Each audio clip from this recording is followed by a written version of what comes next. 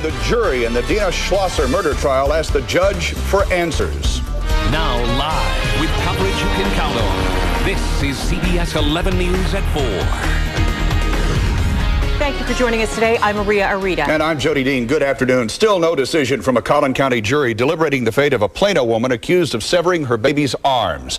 The jury did have an unusual request for the judge this afternoon, though. CBS 11's Deborah Takahara is live in McKinney at the courthouse with the latest. Good afternoon, Deborah.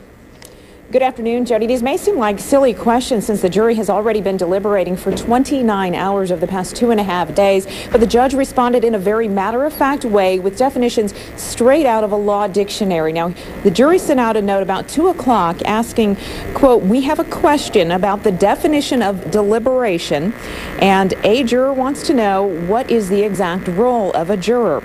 The judge defined for them deliberation as analyzing, discussing, and weighing evidence that they heard in order to reach a verdict, and he described a juror as the exclusive judge of the facts proved, of the credibility of the witnesses, and the weight to be given to their testimony. The judge then told them to continue their deliberations. The jury has heard 40 hours of testimony over the past 2 weeks, much of it regarding Dina Schlosser's mental health and whether or not she knew right from wrong at the time she allegedly cut off her daughter Maggie's arms. Legal experts say jurors probably do realize that it is now Friday afternoon. They're facing the weekend. They may feel some pressure to wrap things up here this afternoon, but they say 2.5 days is not really an inordinate amount of time. Legally insane means that they have to be so affected that they simply did not know right from wrong.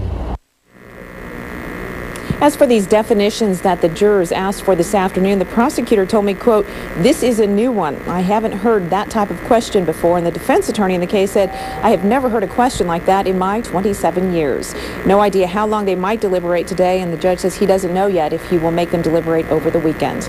Reporting